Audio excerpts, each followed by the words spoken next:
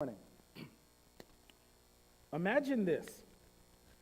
You woke up tomorrow morning and you had $86,400 in your bank account. What's the first thing you would do? $86,400 in your bank account. Some people would be a little nervous because people don't put that kind of money in your account by accident. You try to think about any transactions that you might have had. Maybe they missed a zero or added a couple of zeros, but there's a level of attention that you would pay to $86,400 in your bank account. And imagine as that day went on, you saw that number just go down slightly, ever so slightly. Periodically, you checked on it and you see the number go down just a little bit. A little later, you check on it and it goes down just a little bit. And by the end of the day, right before you go to bed, it's at zero.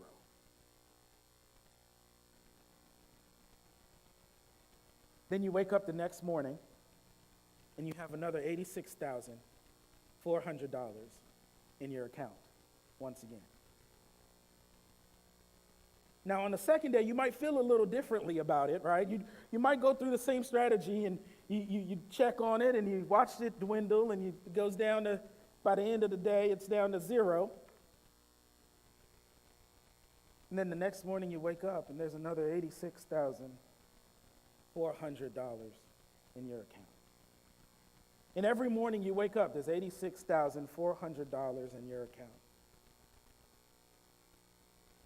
I don't know about you, but for me, after the first couple of days, I'm trying to spend that on everything that I've ever wanted. I don't know about you, but it seems like we can't save this $86,400, right? And it's just moving through the account. So during the course of the day, I'm going to try to spend it on everything that I could possibly spend it on, but I certainly wouldn't want to waste it.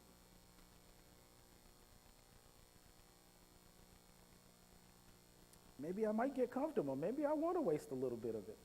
I don't know. The title of today's sermon is Surviving Abundance. Surviving Abundance. And that's a weird combination of words, surviving abundance. I know that if God had a sign-up list saying, would you like abundant? I'm trying to figure out how to sign up on that list as soon as possible. I don't know about you. I'm just talking about me. I'm trying to sign up on that list. There's some people that say that rich people have problems. There's some of those problems I would like to have, okay? Lord, please try me with some of their problems.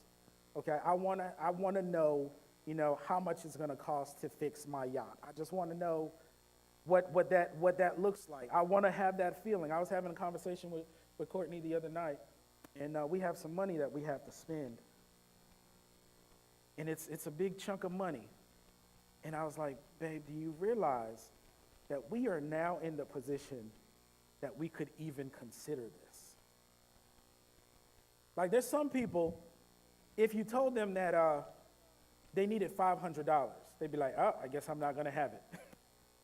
There's some people, if you told them you need $5,000, they'd be like, oh, I'm sorry, that's not for me. There's some people, if you told them right now, and maybe some of you in here, if somebody told you need $5 million, you're like, we're going to have to figure something else out because I'm not even accessing that. My resources don't go that far. I don't even know enough people to get me to that point. Surviving abundance.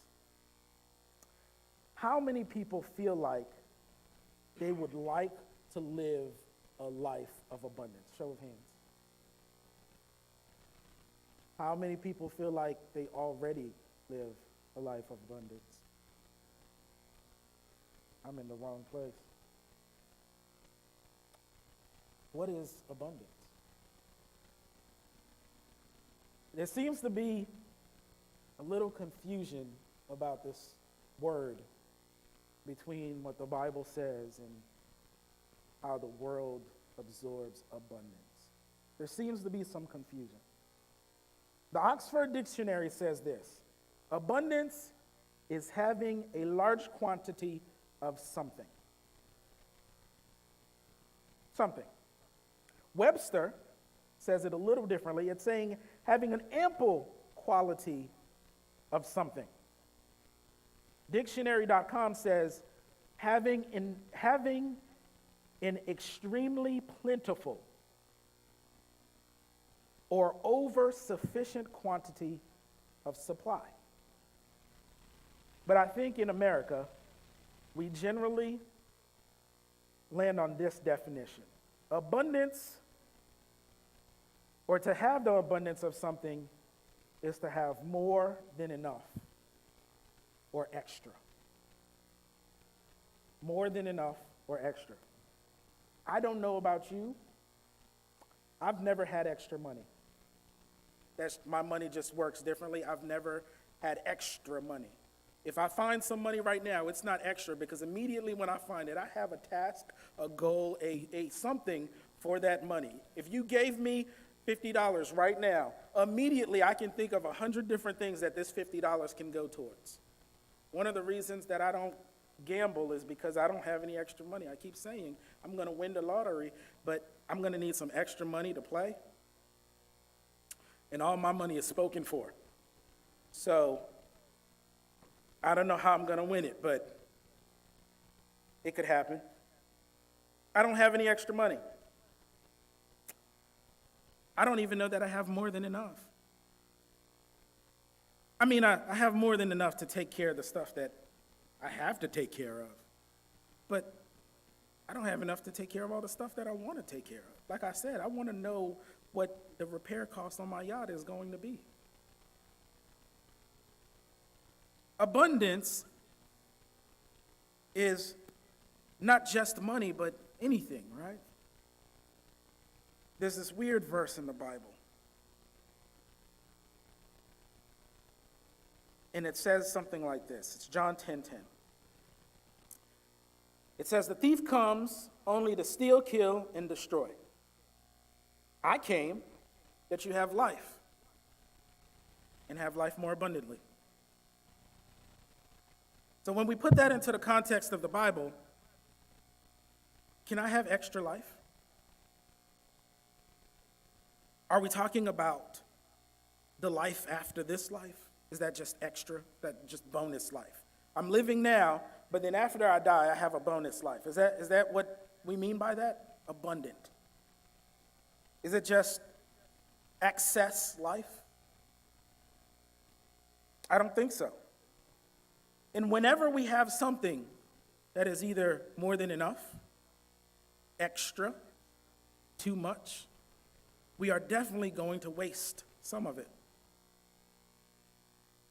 So is God saying he came, Jesus saying he came, so that we can have so much life that we can waste some of it? I don't think so. I don't think so. I tried to look through YouTube to see what I would find about abundance while I was preparing for this sermon. And there's no short of videos of abundance. Some of the titles go like this: The Essence of the Universal Abundance, 7 Laws of Abundance, Abundance Meditation, How to Generate Abundance, Attracting Abundance, The Law of Abundance, Living a Life Full of Abundance, the 12 verses that will unlock your abundance, Living a Life Full of Abundance. And it had me feeling like the man on The Princess Bride that says, "You keep saying that word, but I don't think that word means what you think that word means." We should be able to see abundance, right? We should be able to look out and know what abundance looks like. Let's test that for a second. So, if abundance is something that we can see, suppose These balloons are vessels.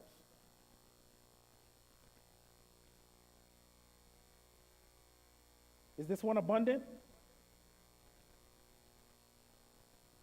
No answers. Okay. If I start to put air in here,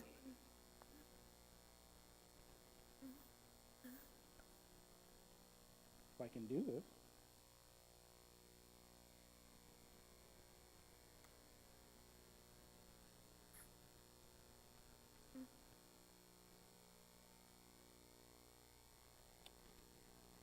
let's try a different vessel. Hold on.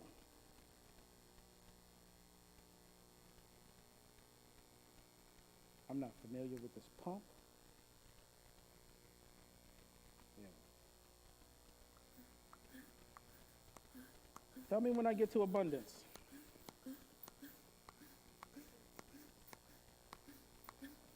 Anybody? When do I have abundance?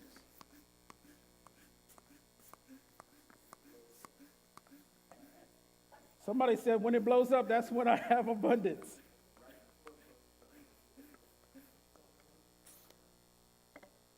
So if you look at this, you would say, this is not abundance? No? Anybody feel like this is abundance? All right, nobody. All right. All right. We're going to leave that right there, if it'll stay.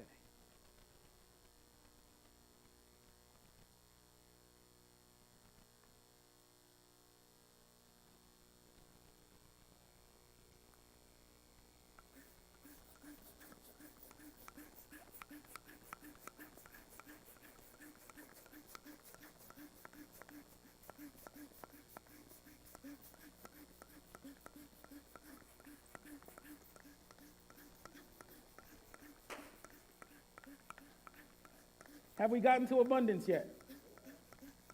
Somebody raise their hand when you think we're going to hit abundance. Okay, I see 2 hands up. I see some people really nervous about this abundance. Oh. Did we reach abundance?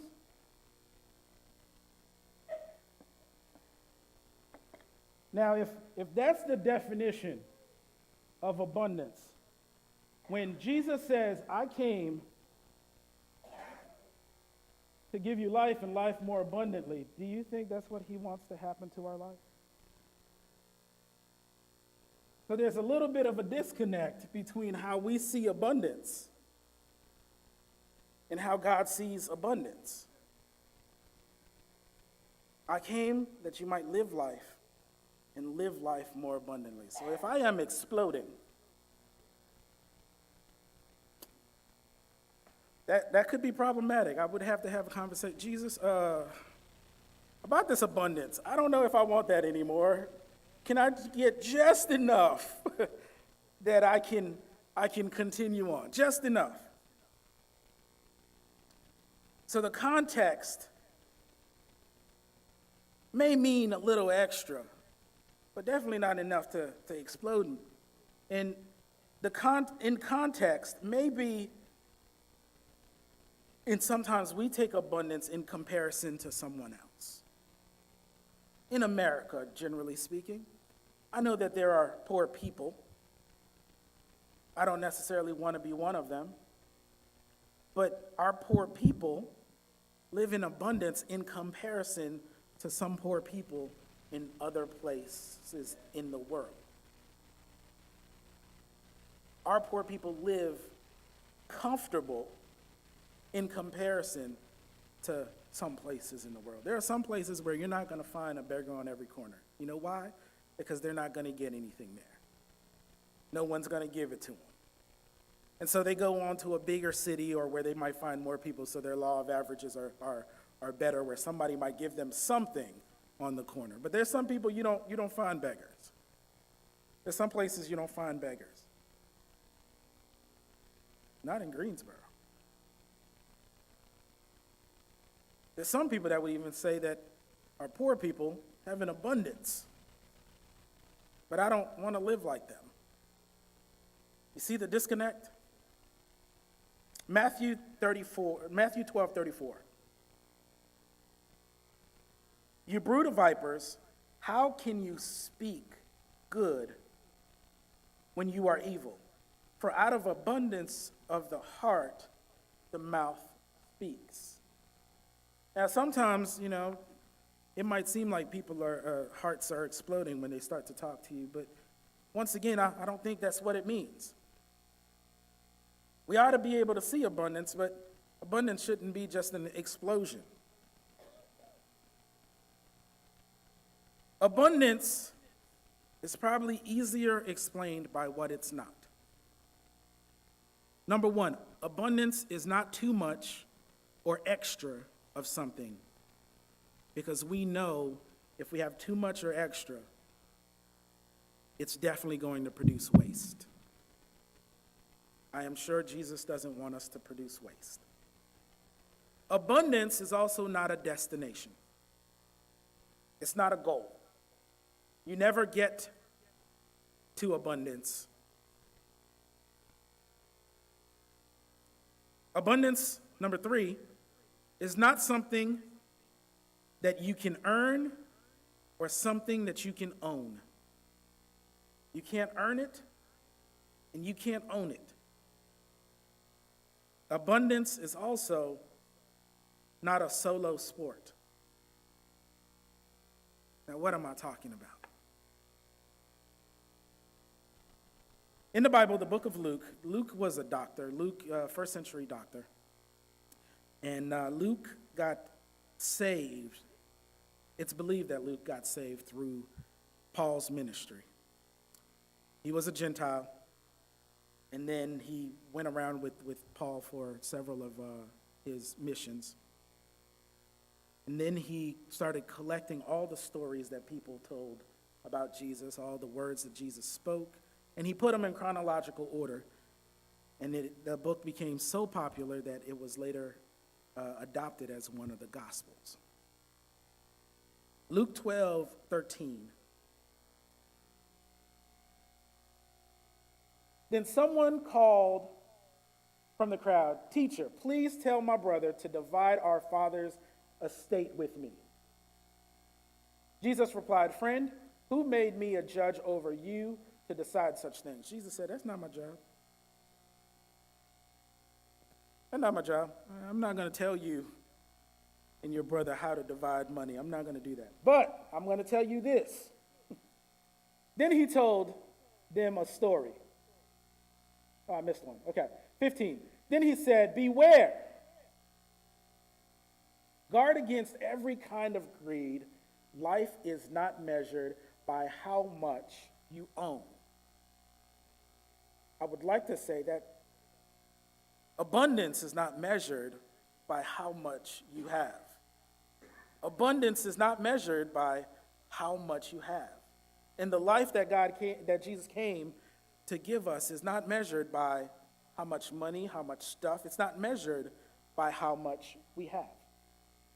Then he told them the story. A rich man had a fertile farm that produced fine crops.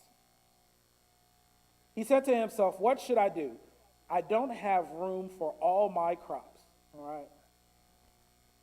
21st century. I don't have room for all these shoes. I don't have room for all these shirts. I don't have room for all this Amazon stuff. I don't have room for all these props that I got. I don't have room for all these gadgets. I don't have room for the rice cooker, the Instapot, the air fryer. I don't have. I'm not talking about you. I don't have room. I don't have room for. I'm not talking about anybody. I don't have room for all the. Okay, we'll get back to it. I do not have room for all my crops. Somebody say stuff. Then he said, "I know I'll tear down my barns and build bigger ones. Then I'll have room enough to store all my wheat, all my stuff, and all the other goods. I am going to get bigger storage so that I can have enough room for all my stuff." The problem is not too much stuff. The problem is not enough room. That is his logic. I'm not going to lie, that's my logic too. If we knock out this wall and knock out this wall, we could make this room a little bigger. That'll give us some more storage space for our stuff. Because we need more stuff. Because that's how abundance works, right? I got more stuff.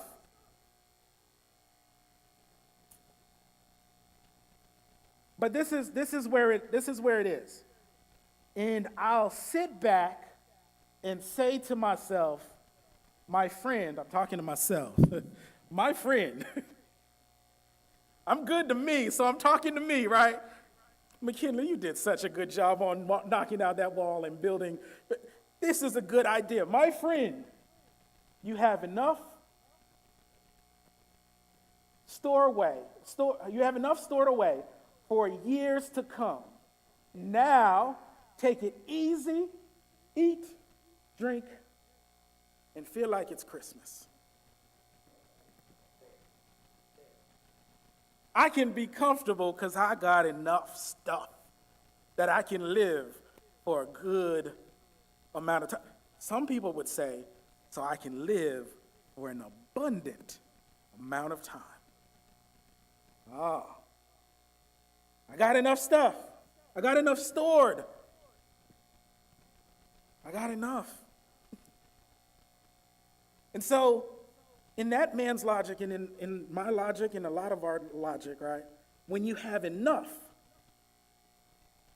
that's when it became abundant. Right? When you have enough, that's when it became abundant. Now, the devil tries to do everything that God tries to do, except he twists it, right? He corrupts it, perverts it, flips it around. So the devil comes and tells you a lie. You've heard this lie before. I've heard this lie before. We have lived this lie. It's not enough yet. That's the lie. It doesn't matter how much you have. It's not enough yet. I can win $1 million today. It's not enough yet. Doesn't matter how much I get. I have 12 cars in my garage. It's not enough yet. I need one more.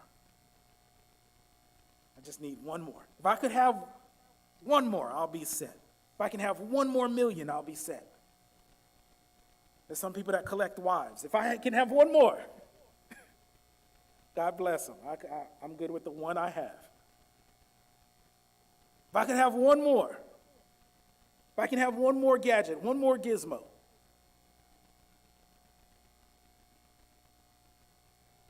it's not enough yet. Not enough yet. I should say shoes. If I could get one more pair. One more outfit. I love my wife. I'm going to pick on her a little bit, right? I love my wife. It doesn't matter what event we are going to, she needs a new dress, a new outfit. It doesn't matter what it is. It's okay. I'm starting to learn that too. I'm starting to get new outfits. Because now she buys me one when she buys her one, so I can't say anything. So we good, all right? I just need one more. I love you.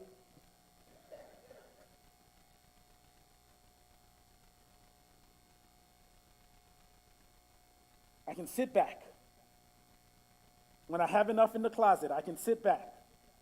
When I have enough in the bank, I can sit back and say to myself, my friend, you have enough stored away for years to come. Now take it easy, eat, drink, and be merry. But what does God say? God says, you fool, you will die this very night. Then who will get everything that you worked for? You can't own it. You can't own abundance, because if you could own it, you would take it with you. If it's yours, right, you would just take it with you. All right, Lord,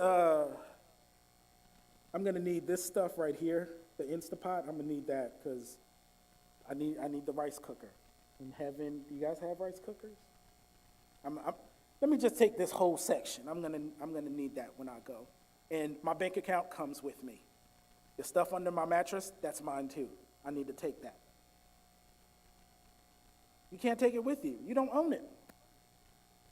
It was here before you got here. You collected it, and then after you're gone, it stays. Somebody else collects it. Yes, a person is a fool to store up eternal wealth, but not have a rich store up earthly wealth, but not have a rich relationship with God. That means when you get to heaven, you broke. You might be saved, but are you acting like Christ? No. Let's go on to the next one. There's another parable of a shrewd manager. Luke 16. Luke 16. Jesus told this story to his disciples. There was a certain rich man who had a manager handling his affairs. The beautiful thing about all the parables, right? There's a God character, there's a character that represents God, and then there's a character that represents me and you, us. There's a character that represents God and a character that represents us.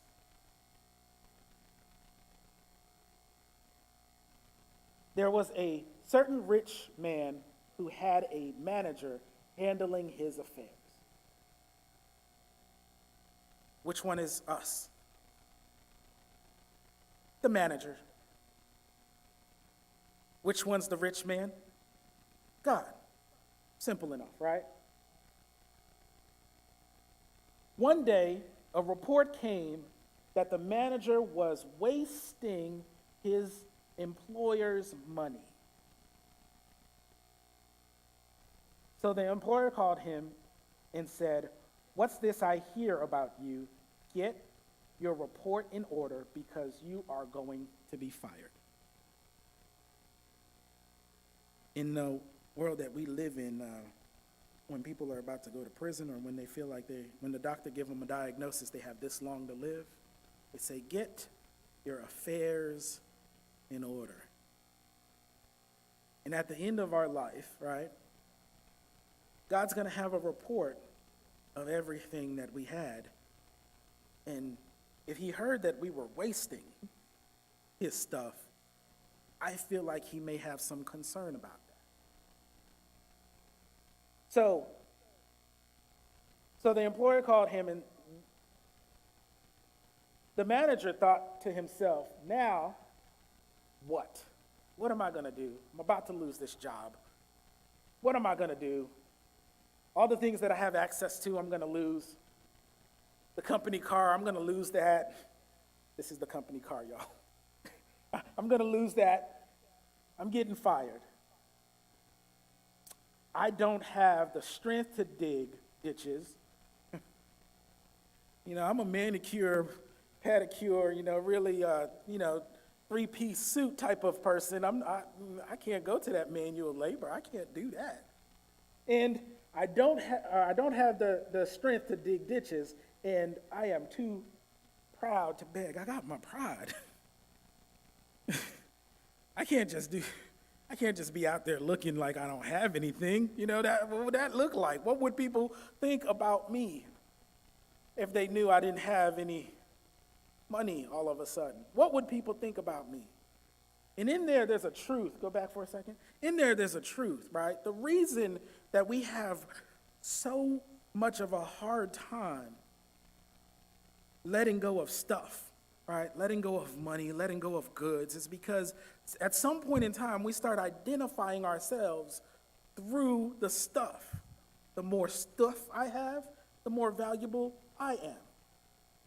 The more stuff I can build or generate, the more stuff I can create, the more stuff that is recognized to me, the more value I have.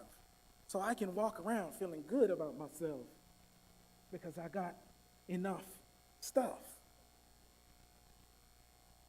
You ever get into a conversation with somebody and they start telling you what they had and you're like, ooh, I had that 3 years ago. You just getting there.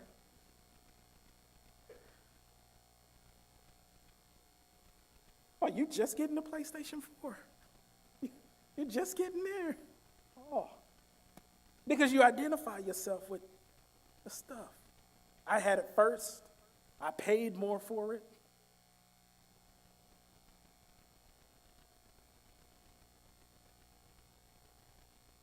I don't have the strength to dig the, okay. 4, I know how to ensure that I will have plenty of friends who will give me a home when I am fired. Now, that's interesting. I need to make some friends with my stuff.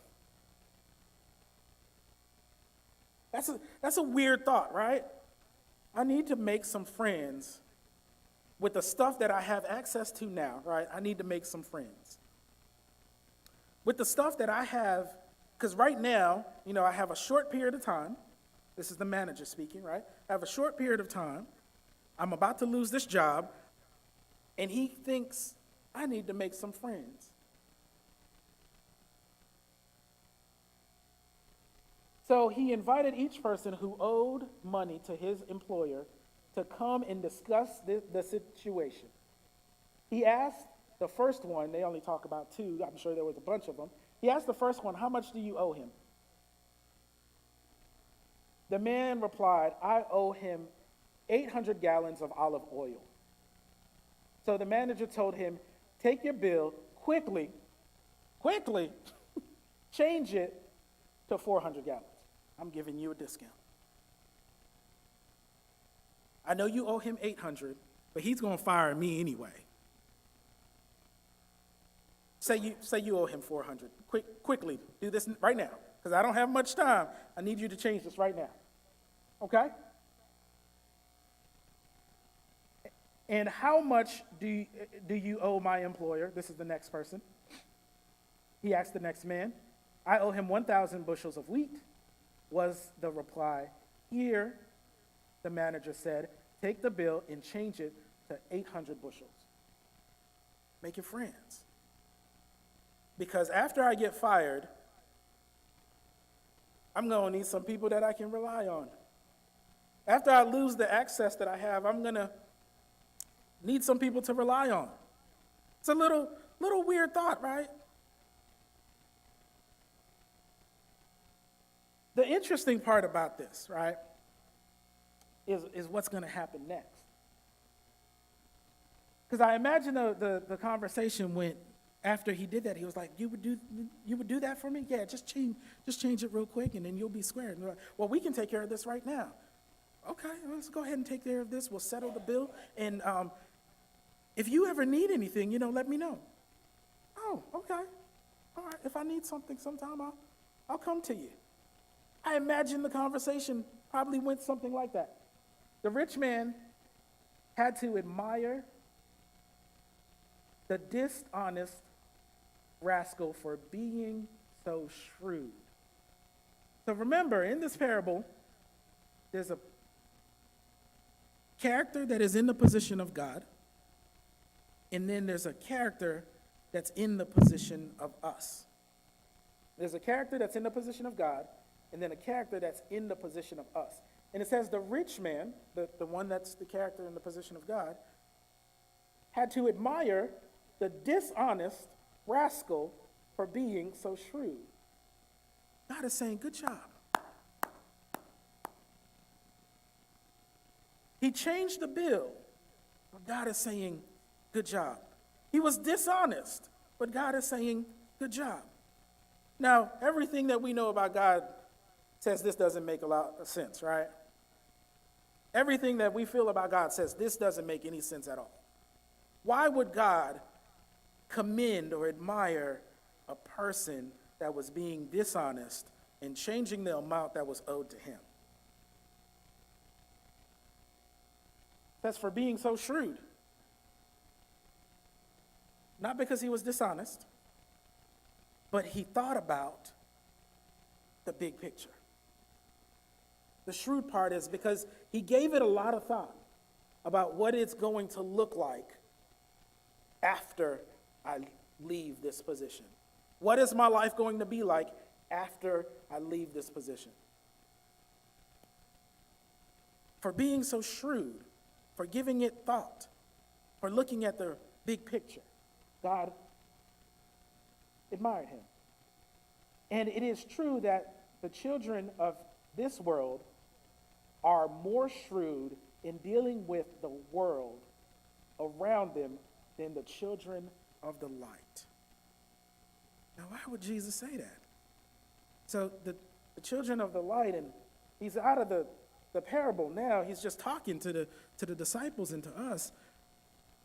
The children of the world, them, whoever them is, right? The people that are not saved, the people that don't follow Christ, the people that, whoever them are more shrewd. They thought about it, they looked at it, they considered it oftentimes more than the people who know God, the people who follow Jesus, the people who praise and worship him. The people of the world are doing a better job at thinking about the big picture than the people who know God.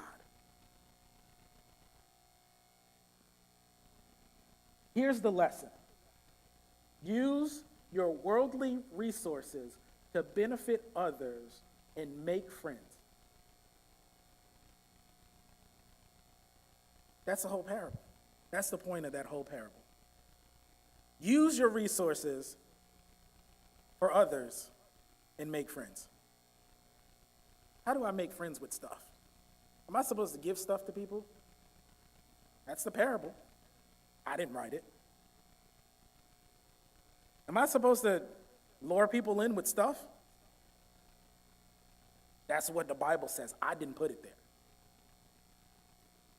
Am I supposed to be giving away money? I don't have any extra money. Kind of what it says.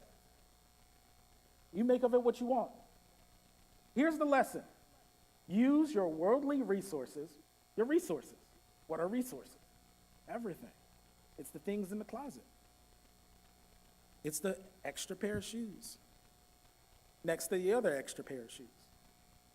Next to the other, it's the gadgets that we have.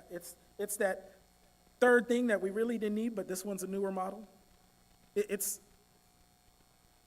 all of that. It's the stuff that we didn't use anymore. I have stuff right now. I'm convicted too, right? I have stuff right now in my closet that I never plan on wearing again. Some of them that won't ever fit again, right? I'm going to have to go along. I have a jersey that I wore when I was in the 5th grade.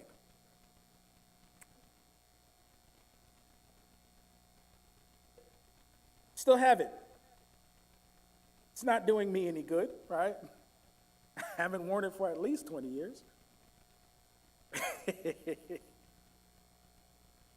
I'm sure everyone in here and most of the people listening online, right? If you went through your stuff, there's some stuff that you haven't used, that you don't plan to use, and you're going to hold on to it until it is worthless before you throw it in the trash. Whereas right now, it could be used, it has some value, but you're going to hold on to it until it has no more value, because somewhere secretly, whether you know it or not, you identify your worth with the stuff that you have. Emmanuel, can you come here for a second?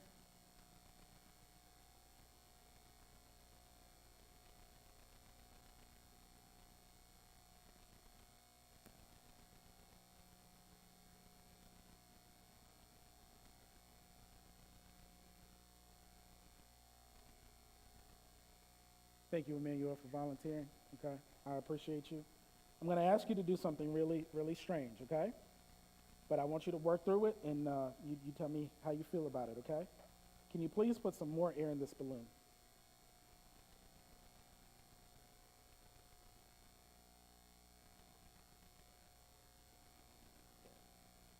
Just put some more air in it. We'll wait.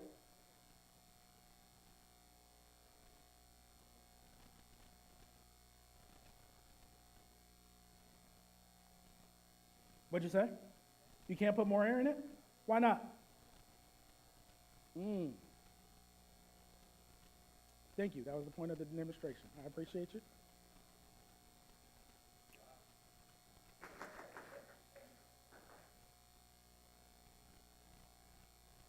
Abundance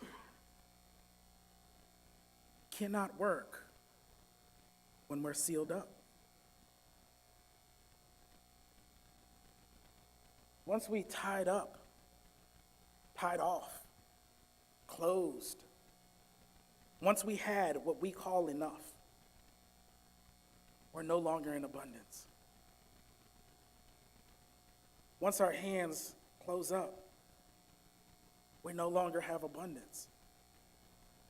Abundance has to be a process where it flows through. And once you seal it off, it's no longer abundance. If I leave that balloon, if any of you guys have ever had children or been children and you held on to a balloon long enough, what's going to happen to the air in that balloon? Suddenly it's going to get smaller, right? Day after day it's going to get a little smaller. And you don't know where the air is leaking from, but somehow, there's not a hole in it, but somehow it's slipping out and eventually it will be flat. Abundance kind of works the same way. If we close up, close off, when we say, you know what, I'm good and I can sit back and I can eat, drink, and be merry, well, all of a sudden, we're no longer living in abundance. The devil twists it and says, it's not enough. So we're pursuing more. But if we close it off, then God can't work. So that puts us in quite of an interesting situation. We don't want to explode, all right? We don't want to close it off and hoard what we have.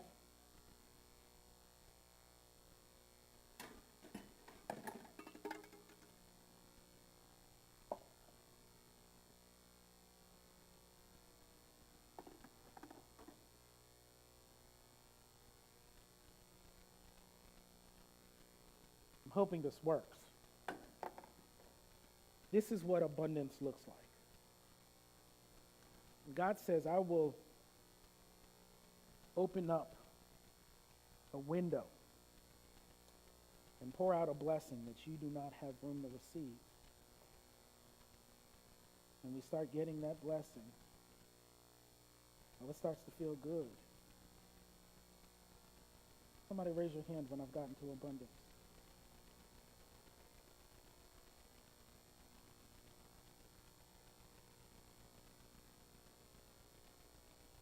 I see the hands going up. Abundance only works when it's falling out.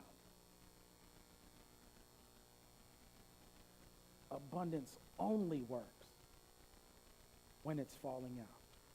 When we're able to let go of our stuff, that's when we're in abundance. When we're able to give, that's when we're in abundance. When we're able to let go, that's when we're in abundance. When those sneakers don't give us value. When that car doesn't give us value. When the numerous gadgets, and I'm guilty of it myself, right? I like gadgets. It's not, I was raised that way. I don't know. I like stuff. But when the stuff stops giving you value and you can just let it go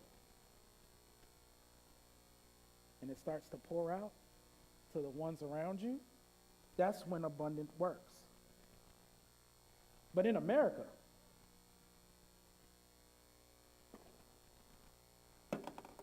when God says, I want to pour out a blessing that you don't have room to receive, we say, go ahead and try it. Go ahead, pour it, Lord, pour it. Pour it, Lord. Come on, Lord. Oh, this is getting good to me, Lord.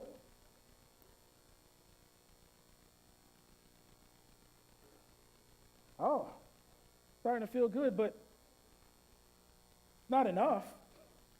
I don't have enough to give to anybody else. I don't have enough to share. All my money is spoken for. All my stuff is good for me.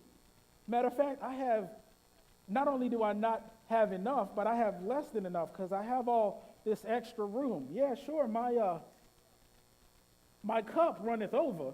I don't know what I'm going to do with all this stuff. I don't have enough room for this stuff, but I'll build bigger barns. I'll build more storage. We're going to get an extra closet. Matter of fact, let's buy a bigger house so we can keep up with all the stuff. We're going to change this room and be a couple of extra closets so we can keep up with more of our stuff. I'm going to stop there so I don't make a mess. But a lot of us don't stop there. And we make a mess.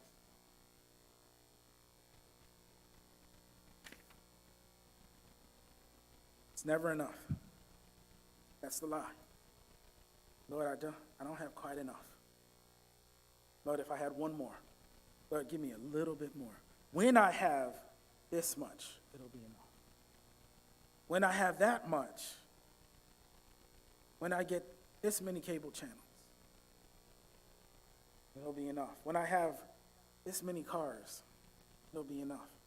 I need a vacation home. I need at least 2 because I like the mountains and the beach. So that's when it'll be enough. The lie is it'll never be enough.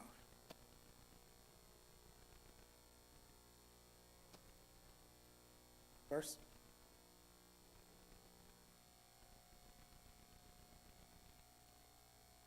Go back one. Then, when your possessions are gone, more so when you are gone and your possessions stay here, right? Then, when your possessions are gone, they will welcome you to an eternal home. This is probably the weirdest part of the parable. If I read this right, I believe it's saying, if we do the right thing with our stuff here, it gives us blessings in our afterlife. I think that's how I'm reading that. It says, then when your possessions are gone, so when I die, right, they will welcome you to an eternal home. It almost sounds like if I stop storing treasures up here, I can start storing treasures up in heaven. It almost sounds like that. It sounds familiar, right? They will welcome you into eternal home. Next one.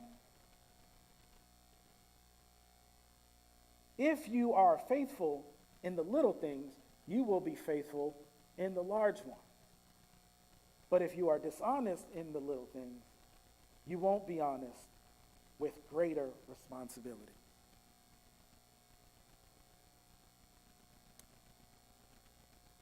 If I have a little bit of abundance, right? But I stop abundance because I close it up. Lord, this is enough. I'm good here. I'm going to keep all my stuff and not hoard it. I am being dishonest. If I am getting enough, but then I just keep building bigger vessels. God didn't increase my vessel. I just, decided that I needed more. I am being dishonest. Because the way abundance works, Jesus says, I came to give you life and give you life more abundantly. It's not even so much, I came to give you more stuff. When we think about the rich young ruler,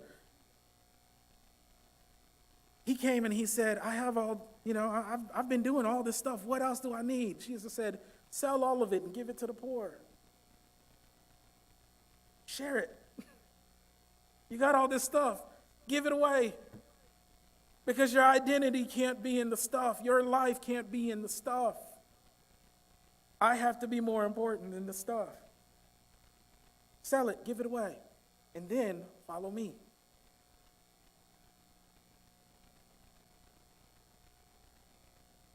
It's hard to get to there where you're just ready to give stuff away. There's a pastor who told us a story, and he was trying to teach his daughter was 4, about giving. And they were in a season of giving, and God was talking to them about giving, and so he was like, we should give this to the next generation. We should start her early and get her understanding what giving means, right? And so went to the daughter and said, all right, so you have all these toys and stuff. And there are some little boys and girls that don't have as much stuff as you. And so what we want you to do is we're going to put this box here, and we want you to give away some of your toys. And the little girl said, It's like, well, you don't understand. There are some little boys that don't have any toys at all, and you have all these toys. Is there one that you're not using right now? I like this one, and I like this one, and she started collecting all these toys, and I'm going to play with all these toys. And then her godmom came over, and they were telling the godmama what they were trying to do, and the godmama, I don't know, explained it to her differently, and then she was like, okay, well, I can give this one. And everybody clapped, and it was like, yay, good job, yes, you're getting it. She was like, oh, well, I can give this one too, and I can give this one, and I can give this one. And then they were like, whoa, wait a minute, we just bought that. You can't give that one away, you can't. No, she was like, no, I want to give it away. There are some little boys that don't have, no, we just bought this. You cannot. And the parents ended up stealing some things back out of the box to give back to her and put her in the room. But they're trying to teach her how to give.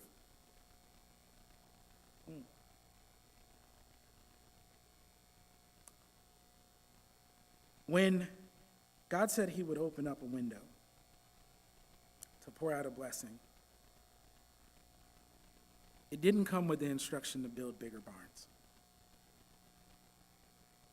You're not supposed to be able to receive it. We're not supposed to be able to have it all. We're not supposed to be able to store it all. Ecclesiastes 5:10. He that loves silver shall not be satisfied with silver. You can change that to whatever you want. Nor he that loveth abundance with increase. It will never be enough. This is also vanity. When goods increase, they are increased that eat them. And what good is there to the owner thereof, saving the beholding of them with their eyes? If you just have stuff because you want to be able to look at stuff, what good is it? The sleep of a laboring man is sweet, whether he eat a little or much. True.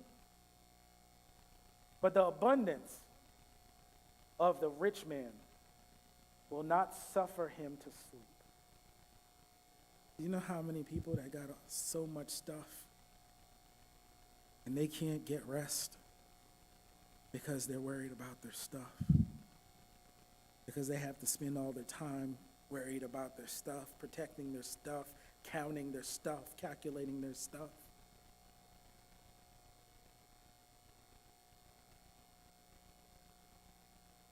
There is a sore evil which I have seen under the sun, namely riches, kept for the owners therefore to hurt them. We hoarding the stuff, it's not good for you.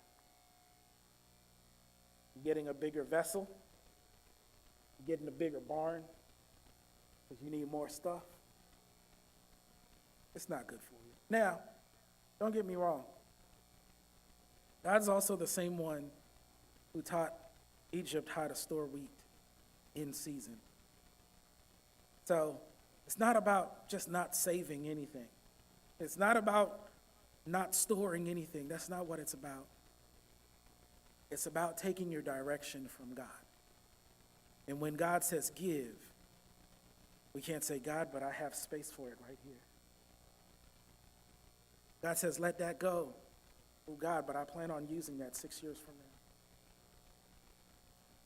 When I lose more weight, when I gain more weight, when my foot grows an extra foot, when my foot shrinks down to a whatever, when my prescription goes back to these glasses.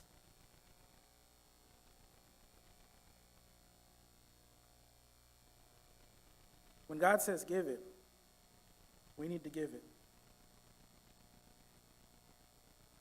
When God says store it, we need to store it. 86,400.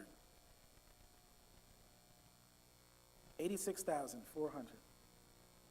Every day you wake up with 86,400 seconds.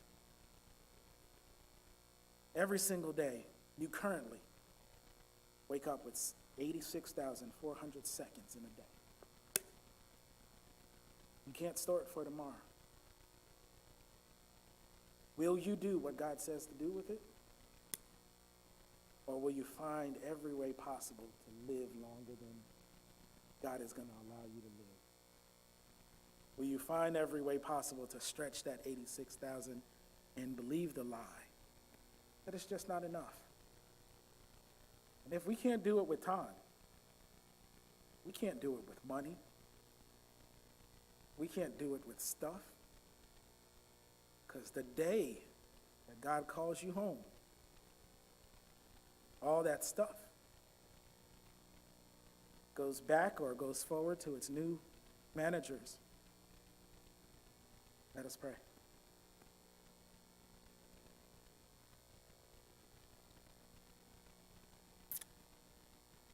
Lord, we're thankful we live in a country that abundance is the norm. But we don't want to be a servant to abundance. We want to be a servant to you. So, Lord, open up our hearts that we might see where we might make friends with the resources that we have.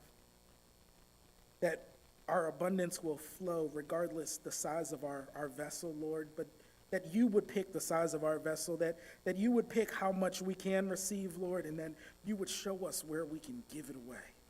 Lord, give us joy in giving it away.